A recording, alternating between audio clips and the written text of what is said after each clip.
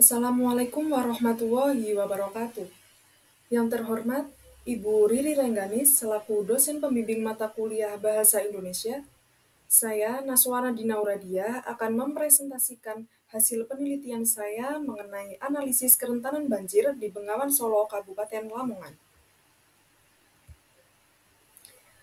Banjir merupakan bagian dari permasalahan lingkungan fisik di permukaan bumi yang mengakibatkan kerugian.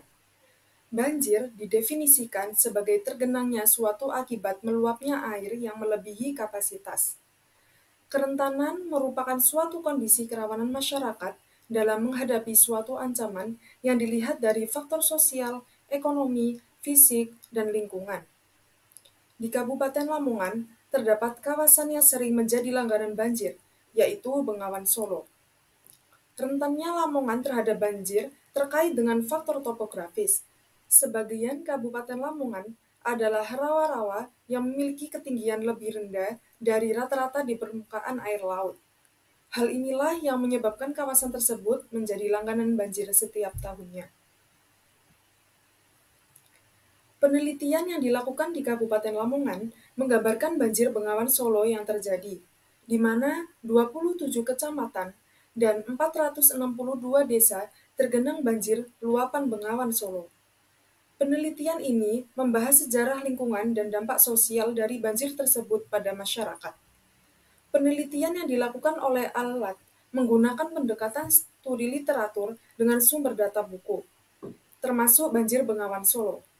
Pentingnya penelitian ini ialah untuk memahami sejarah, dampak, dan respon, serta mengkaji strategi pengelolaan banjir yang efektif. Adapun jenis-jenis banjir, yaitu banjir air. Banjir air adalah banjir yang sudah umum. Penyebab banjir ini adalah meluapnya air sungai, danau, atau selokan, sehingga air akan meluber lalu menggenangi daratan. Umumnya banjir seperti ini disebabkan oleh hujan yang terus-menerus sehingga sungai atau danau tidak mampu lagi menampung air. Yang kedua yaitu banjir bandang. Banjir bandang mengangkut material air yang berupa lumpur. Banjir seperti ini jelas lebih berbahaya daripada banjir air, karena seorang tidak akan mampu berenang di tengah-tengah banjir seperti ini untuk menyelamatkan diri. Banjir bandang mampu menghanyutkan apapun. Karena itu, daya rusaknya sangat tinggi. Banjir ini biasa terjadi di area dekat pegunungan, di mana tanah pegunungan seolah longsor karena air hujan, lalu ikut terbawa air ke daratan yang lebih rendah. Yang ketiga yaitu banjir rob atau laut pasang. Banjir rob adalah banjir yang disebabkan oleh pasangnya air laut. Banjir seperti ini kerap melanda muara baru. Air laut pasang ini umumnya akan menahan air sungai yang sudah menumpuk. Akhirnya mampu menjebol tunggul dan menggenangi daratan. Yang keempat yaitu banjir lahar dingin. Banjir lahar dingin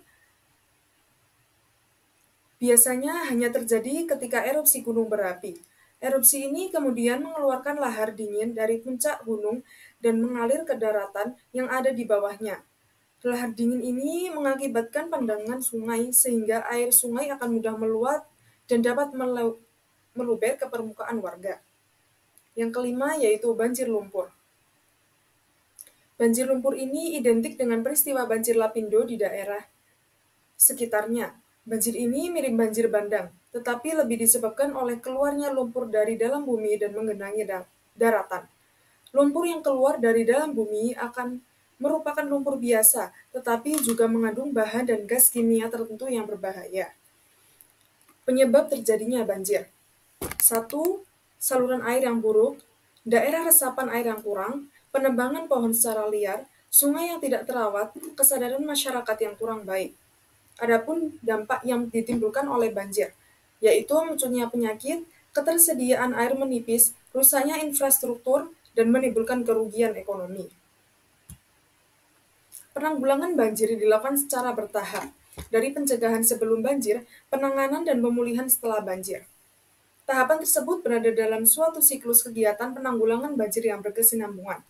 Kegiatan ini mengikuti suatu siklus, yaitu life cycle. Pencegahan dilakukan secara menyeluruh berupa kegiatan fisik seperti pembangunan pengendali banjir di wilayah dataran banjir dan kegiatan non-fisik seperti pengelolaan tata guna lahan sampai dengan sistem peringanan dini bencana banjir. Pemetaan kerentanan banjir juga dapat dilakukan dengan melihat beberapa parameter kerentanan seperti kerentanan sosial, ekonomi, dan lingkungan. Jenis penelitian yang dilakukan menggunakan jenis penelitian deskriptif, yaitu untuk menganalisis fenomena banjir, di mana mendeskripsikan tentang karakteristik di wilayah Bengawan Solo. Menggunakan pendekatan kualitatif dikarenakan berisi pemaparan permasalahan yang dialami dengan cara deskripsi dalam bentuk kata-kata dan bahasa. Sumber data dan metode penelitian kuantitatif dengan menggunakan bahasa tertulis dari jurnal maupun karya ilmiah yang digunakan sebagai literatur. Analisis data yang digunakan ialah metode versi Mills dan Huberman. Dapat disimpulkan bahwa strategi yang dilakukan BPBD Kabupaten Lamongan mengenai banjir Bengawan Solo sudah efektif dapat dilihat dari hasil penelitian di lapangan dan pembahasan konsep yang digunakan pada penelitian ini adalah konsep strategi komunikasi yang dikemukakan oleh Harold D. Laswell dan teori yang digunakan adalah teori SOR. Cukup sekian dari presentasi saya. Terima kasih atas kesempatannya. Wassalamualaikum warahmatullahi wabarakatuh.